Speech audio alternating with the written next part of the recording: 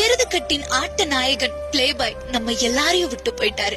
எருதுகட்டு விளையாட்டுல ஆட்ட நாயகன், கலக்கல் நாயகன், நேர்மையின் நாயகன்னு பேர் வாங்கி வேலூர்ல கதாநாயகனா அட்டையன் 42ன்னு சொன்னாவே எக்கச்சக்க ரசிகர்கள் பட்டாளத்தோட வரக்கூடிய பிளேபாய் விபத்தால நம்ம எல்லாரையும் விட்டு போயிட்டாரு. இது யாராலையும் தாங்க முடியாத மிகப்பெரிய இழப்பு.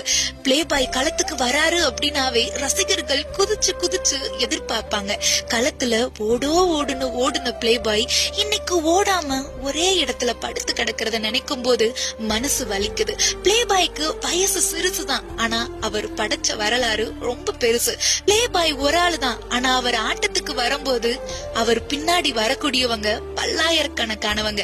பிளேபாய் வந்தாவே களமே அதிரும், ஆனா இன்னைக்கு களமே கண் கலங்கி நிக்குது.